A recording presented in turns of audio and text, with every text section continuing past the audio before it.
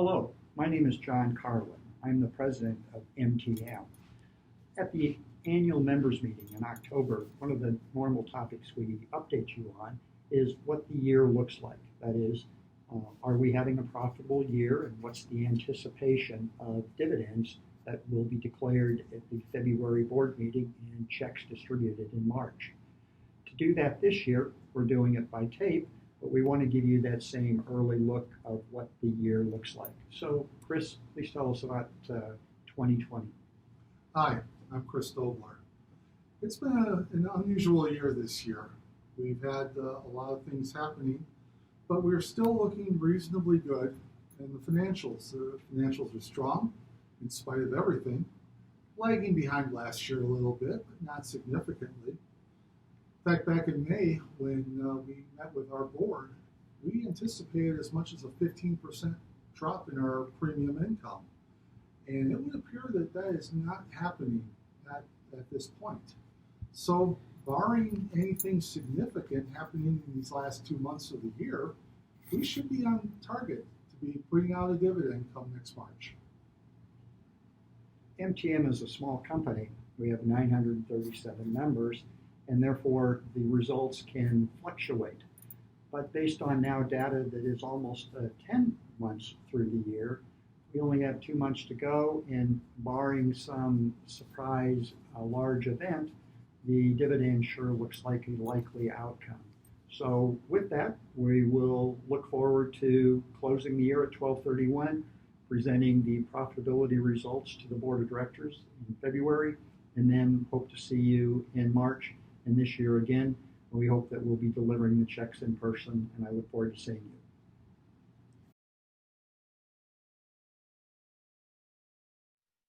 Hi, my name is Larry Janicki.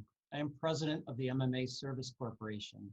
It's been my privilege to be MMA's lead staff person on our partnership with MTM on the MFG Works Partners Program, an extraordinarily successful program that provides MMA members with discounted rates on workers' compensation insurance, as well as MTM's outstanding customer service, stellar claims and loss control services, and a history of strong policyholder dividends. I'm joined today by John Walsh, President and CEO of the Michigan Manufacturers Association.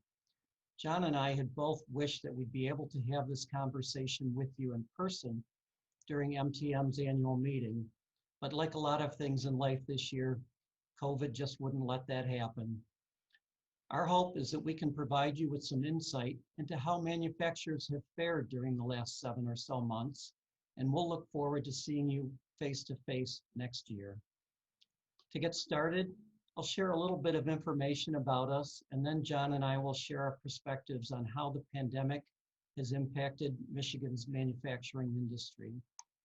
Since 1902, the MMA has been the premier advocate and solutions provider for Michigan's manufacturing community, working every day in Lansing to secure a prosperous future for Michigan manufacturers. We do that through effective advocacy at the state capitol, meaningful education, and strategic business services, just like the MFG Works partnership with MTM. Now a little about myself. I personally celebrated my 25th anniversary with MMA this year. I guess that is one positive that I can take away from 2020.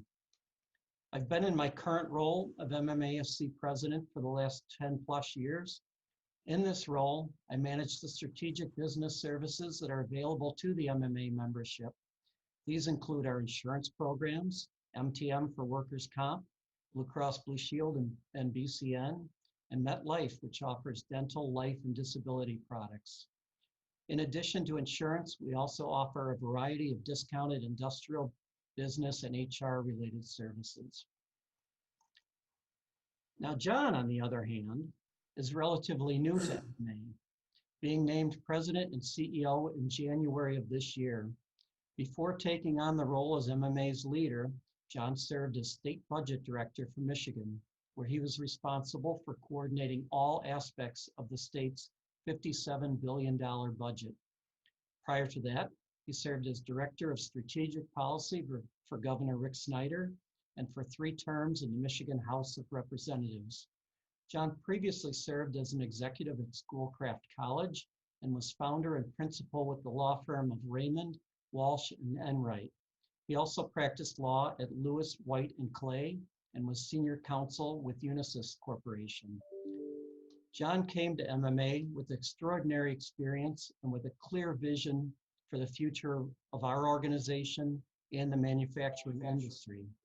I'm not sure how he feels about it, but on behalf of MMA staff and the industry, I think his timing in taking this position was perfect.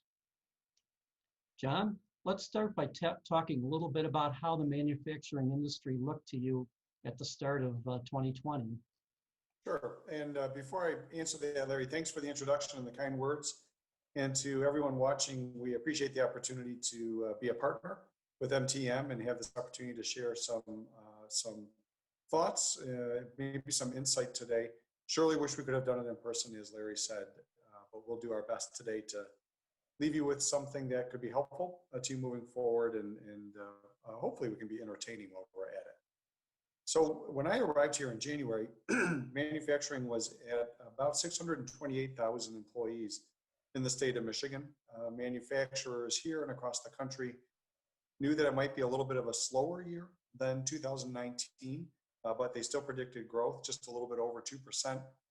And growth was predicted by economists for the manufacturing industry down from about 2.9% in 2019. So it was going to be a slower year, but not a bad year.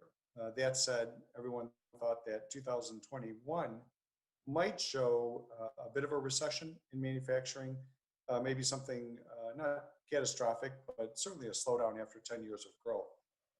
So as we started the year, we were at nearly full utilization in our manufacturing industry, all industries across the state, whether it be aerospace or toy production or automotive production, food production. Everybody was humming along pretty good, but of course, we had the big impact in March. Yeah. Then March came and COVID happened. And that changed everything significantly, not just for manufacturing, but we're all painfully aware of all that has occurred in the last 7 months. But for manufacturing, what it meant was nearly 2 months of shutdown between the governor's stay home, stay safe order and the automotive industry's decision to shutter their plants until they could put into place safety mechanisms. There was about a 2-month period when nearly half of our members were idle. Their employees were sent home. They were not able to produce here in Michigan. We, in a few other states, not too many, but a few other states had a distinguishing mark of essential versus non-essential industries. Others, like Ohio, closed based on safety versus unsafe working environments. So we had a bit of a challenge here in Michigan. A lot of folks were uncertain. The MMA spent a great deal of time trying to define what it was to be an essential versus a non-essential, tried to keep as many involved. And it was, Larry, as you recall, those first 2 months were really, really, really tough. Yeah. I think we all wanted to be considered essential, but Absolutely. And when we, as we took a look at that definition and tried to be as broad as we could, and the Whitmer administration was helpful to us in trying to be as broad as possible, also while trying to stay focused from their perspective on dealing with the unknown at the time, the incredible danger, the contagious nature of the disease, and its impact at that point really was a question mark for everyone. Mm-hmm. So what we did is immediately turn to working with our members, trying to help them understand what a payroll protection plan was. As the federal government was reeling up in response on a national level, quickly creating programs, some that proved absolutely essential to use that term. I'm not trying to be facetious, but to make certain that money was available to all businesses to survive, to cover payroll, keep people at least paid, if not working, try to avoid unemployment, but also juicing the unemployment benefits for our citizens if unemployment was the only alternative for some that were closed because of the pandemic and various executive orders here and elsewhere. Also trying to talk to them about what is PPE, personal protection equipment. So we had PPP and PPE. At the same time, we were trying to help our members that some that were idled completely, others that were partially idled, and a few not idled at all, but all willing to help meet the needs in our society to address a shortage, a very quick onset of a shortage of personal protection equipment. And we had a number of our members, over 300 initially responded and said, look, I'm not sure I can help, but this is what I make. Maybe there's something in my production methodology that would be helpful. Those that are in sewing, Stormy Cromer, for instance, jumped in with their sewing capacity, their ability to sew hospital gowns and uniforms. Others were making shields. Ford jumped into shields.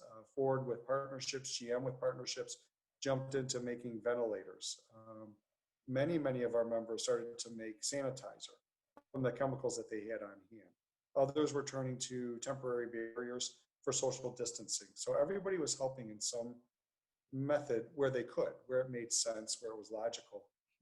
And thankfully, there was a lot of cooperation within industry to allow our members that hadn't previously done PPE to use other patented items. I mean, you can imagine if it had not been a pandemic, there would have been fighting words, so to speak, between entities if somebody jumped into a market abruptly without asking for permission. Sure. So I found it heartwarming to see people jumping in and doing what they could do. We had some of our members, they couldn't produce anything. They were building hard metal. Their chemicals were not appropriate for human use. They really couldn't convert, but they paid their employees to be on call to the state or to other manufacturers to transport products.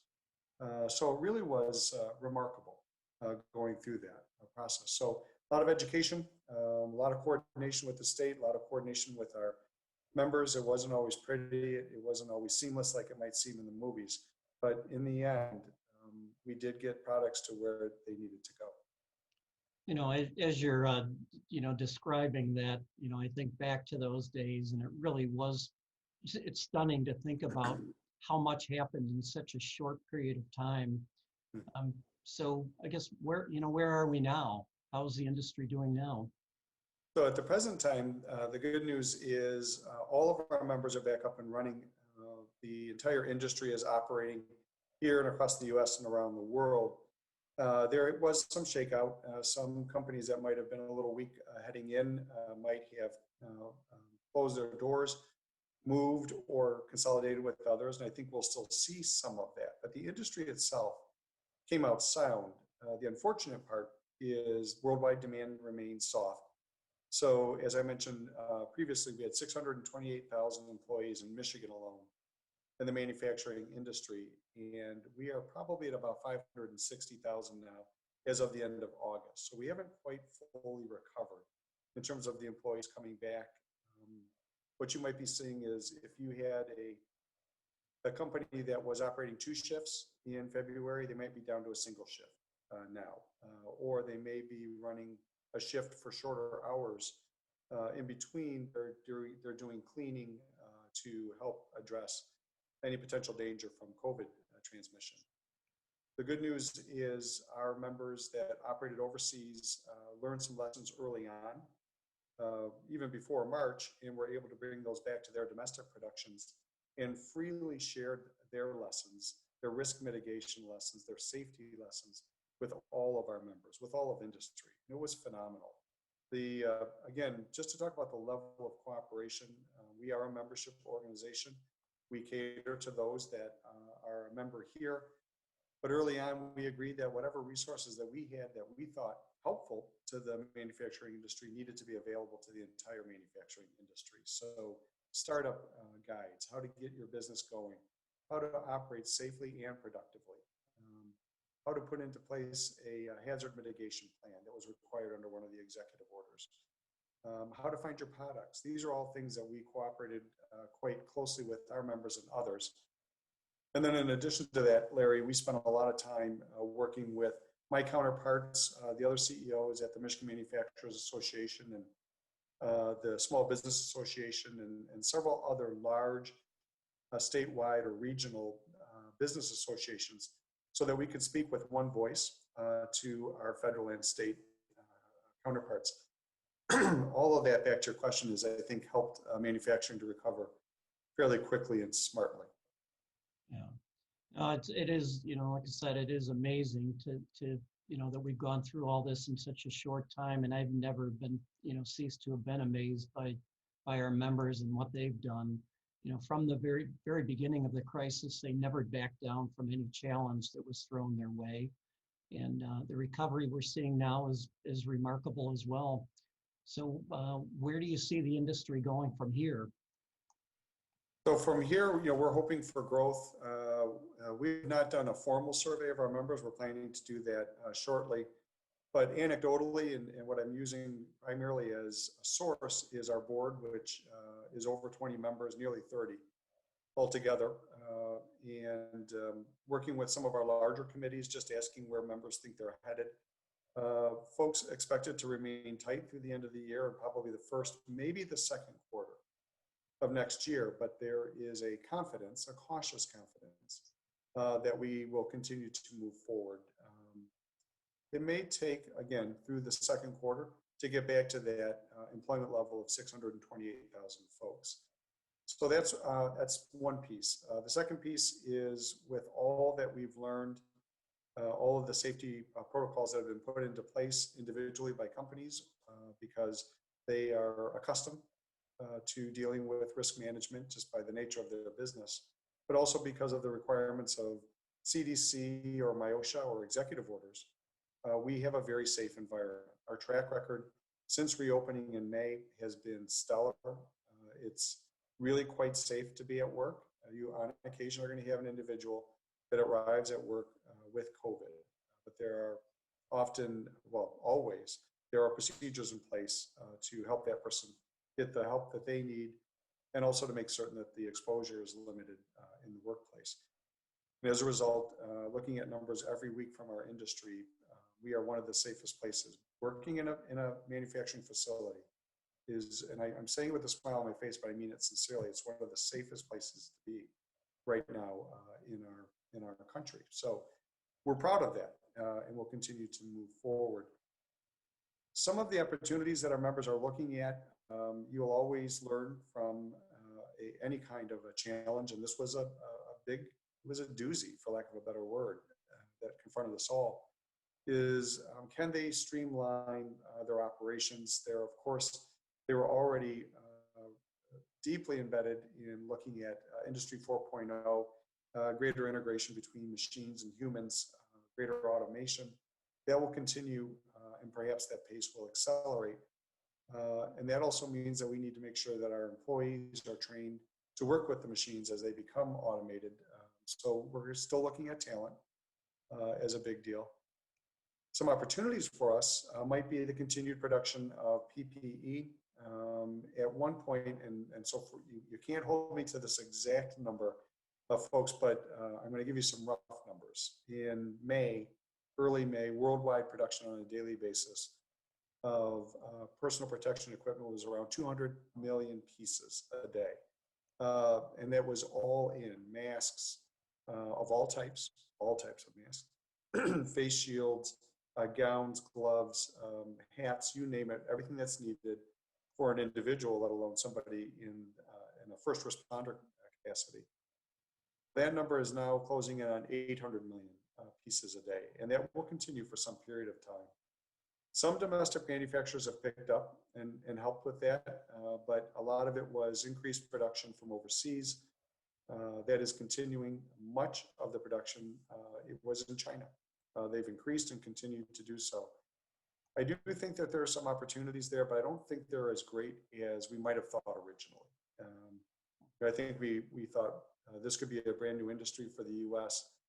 The fact is, as soon as manufacturing opened, many of our members that were producing PPE slowly weaned themselves off and went back to their original product because they were full end to end. So there is some opportunity there, but I just don't think it'll be a dramatic increase in industry here. Yeah, I think, I mean, in the manufacturing industry, talent was already a big issue. Yeah. And, trying to produce a new product line, while still doing your regular job probably was not an easy thing. Absolutely. Right. And that has proven true, as time has gone on. The other area is there is discussion at many of our members, from the largest end user of products to the smallest producer of a widget, about a regional redundant supply chain.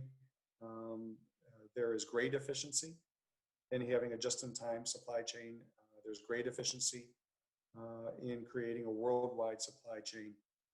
The problem is, if there is a pandemic or other challenge to that supply chain, it can be devastating.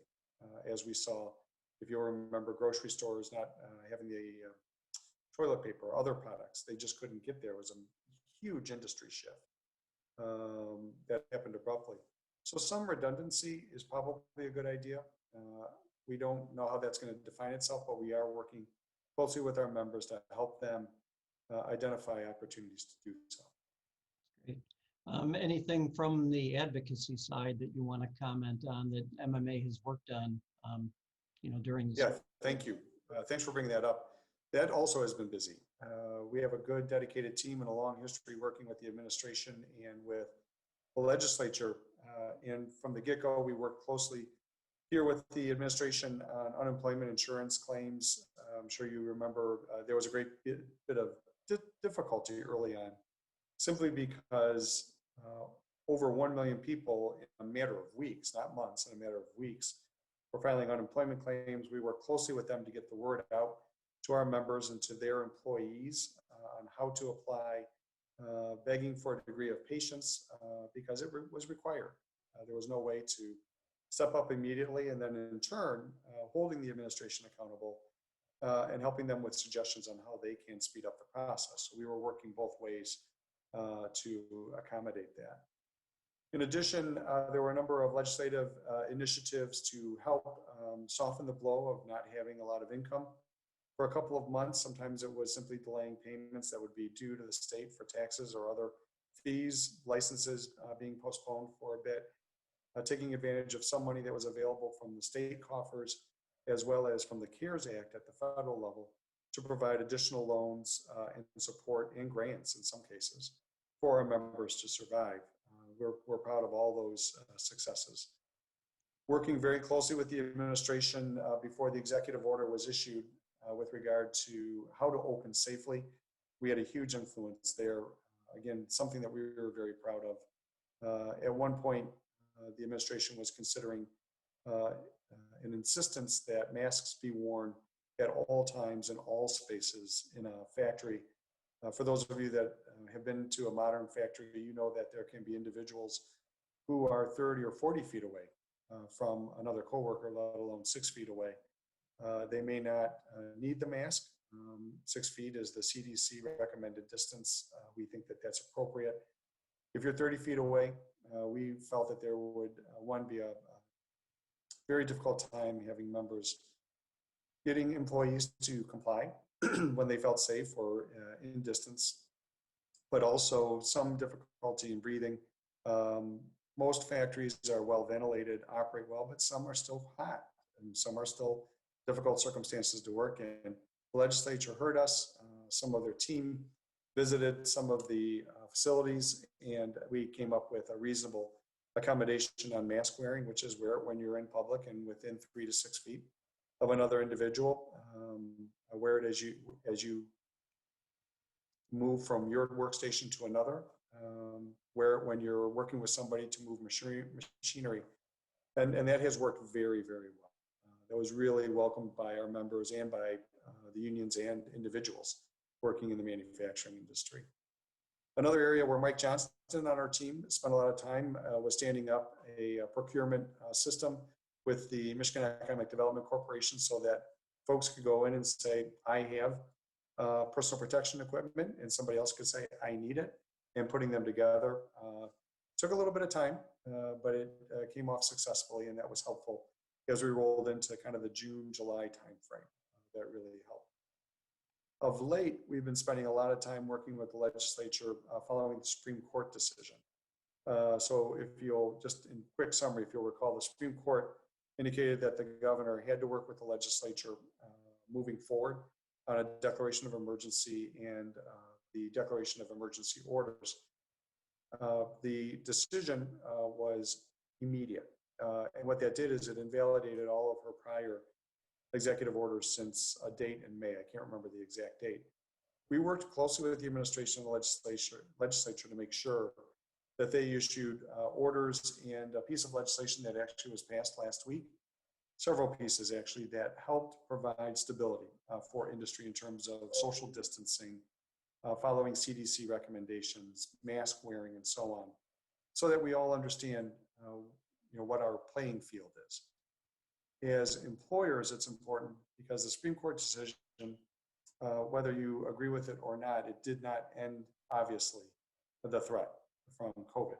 It just changed how the government will provide guidance.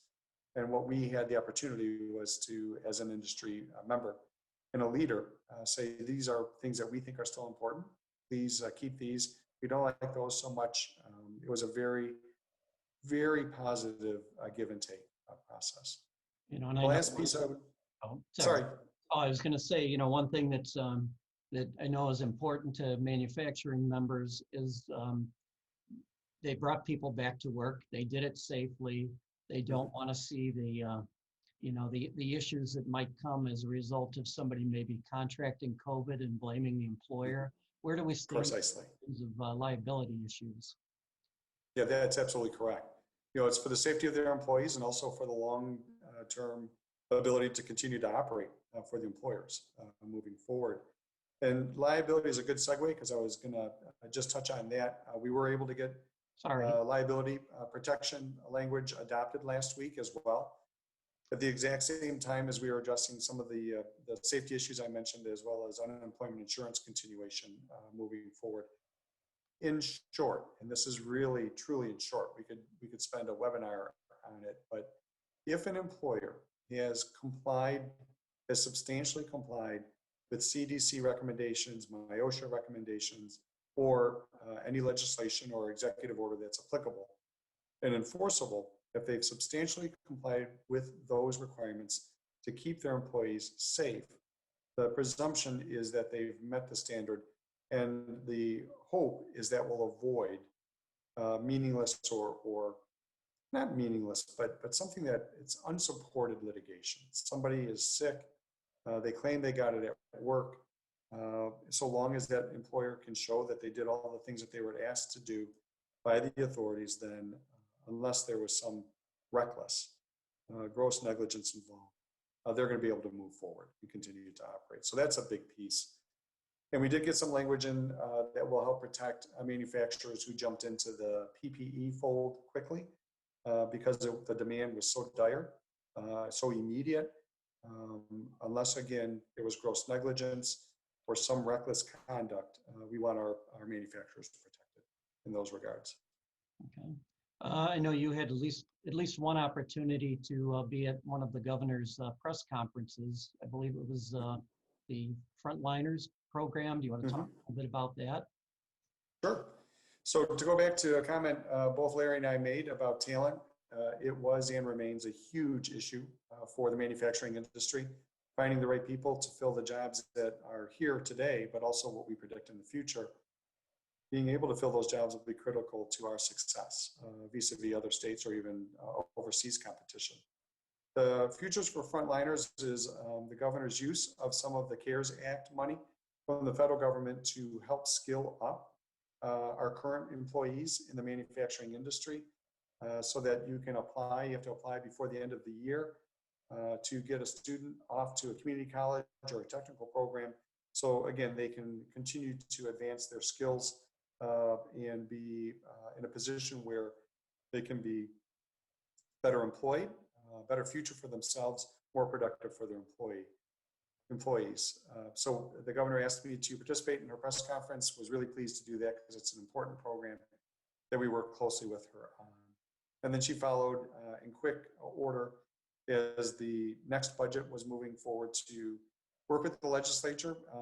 They all work together actually to provide money for Going Pro and to help people to get back to community colleges and continue their degrees.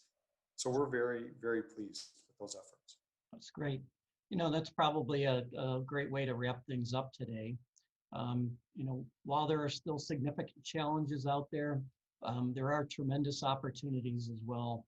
There's new markets, there's efficiencies to be gained, there's new solutions and many programs for financial relief, as we heard, for manufacturing companies and workers. Do you have any closing words that you'd like to make, John? Simply just to say thanks to MTM and all those involved. So much appreciate your attention today. And with that, Larry, I'll turn it back to you for a final closure. Yep. Yeah, special thanks to John Carlin, president of MTM, and Megan Brown, who we work very closely with on the program that we have with them, the MFG Partner Program. You